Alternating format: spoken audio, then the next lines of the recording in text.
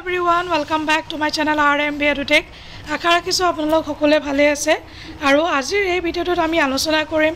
APSC প্ৰিলিমছৰ result কেতিয়া দিব। Almost পৰীক্ষা হৈ যোৱাৰ এমাহৰ ওপৰ হৈ গ'ল আৰু ইমান দিন নৰ্মালি APSC নলগায় যেহেতু তেওঁলোকে যিখন ক্যালেন্ডাৰ পাবলিশ কৰিছিল তাৰ ৰিটেন এক্সামিনেশ্যনৰ জুন বা জুলাই মাহত হ'ব বুলি কৈছিল আৰু সেই অনুপাতে তেওঁলোকে এতিয়া ৰিজাল্ট দিবই লাগিছিল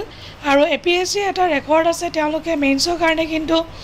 এমাহ বা 45 দিন মানে সময় দিয়ে তাতকৈ বেছি নিদিয়ে আৰু যেহেতু এবাৰ ইলেকশ্যন পৰি গ'ল সেইটো কাৰণে হয়তো অকমান দেৰি হৈছে আৰু 7 মেৰ পিছতে যদি তেওঁলোকে দিব বুলি আশা ৰাখিছো তাৰ আগতে হয়তো দিব পাৰে এটো কোৱাটো টান কিন্তু যেটো ট্ৰেন্ড দেখিছো সেই ট্ৰেন্ডটো চাই পিনি মই আপোনালোকক কৈছো যে ইলেকশ্যনৰ গোটেইটা পৰ্যায় হৈ যোৱাৰ পিছতহে তেওঁলোকে ৰিজাল্ট দিয়াৰ সম্ভাৱনা আছে আৰু ৰিগাৰ্ডিং এটা কাট অফ মাৰ্কস মই অলৰেডি ভিডিও পাবলিশ কৰিছো আৰু তাতো আপোনালোকে চাব পাৰে যিসকল ব্যক্তিয়ে জেনাৰেল ক্যাটেগৰী হয় তেওঁলোকে 80 to 85 বা 75 to 80 ভিতৰত যদি আছে তেওঁলোকে প্ৰিপাৰেচন ষ্টাৰ্ট দি দিওক কাৰণ বেছি সময় আপোনালোকে নাপায় নো ডাউট এতিয়া সকলোবিলাক ক্যান্ডিডেট এটা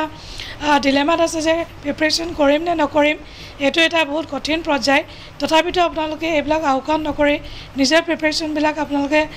কন্টিনিউ ৰাখক আৰু কোনোবাই যদি ভাবে ৰিজাল্ট কেতিয়া দিব বা কিবা ইনফৰমেশন পাইছে আপোনালোকে কমেন্ট কৰি কমেন্ট বক্সত জনাওক সো দ্যাট সবে যাতে গম পায় আৰু এইখিনি আছিল যেহেতু পাৰ্সোনালি মোক বহুতে সুধি আছিল ৰিজাল্ট কেতিয়া দিব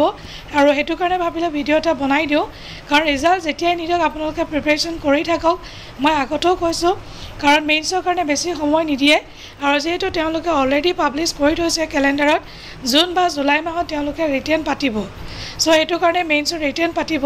হেতু কাৰণে আপোনালোকে নিজে অনুমান কৰক এমাহ বা 45 দিন সময় দিব আৰু এই অনুপাতে তেওঁলোকে ৰিজাল্ট দিব যদি ভিডিওটো আপোনালোকে ইনফৰমেটিভ বুলি ভাবিছে আৰু ভাল পাইছে নিশ্চয় লাইক এটা কৰিব কমেন্ট কৰিব নাপাহৰিব আৰু শেয়াৰ কৰি দিব সাবস্ক্ৰাইবো কৰি দিব thank you so much bye bye take care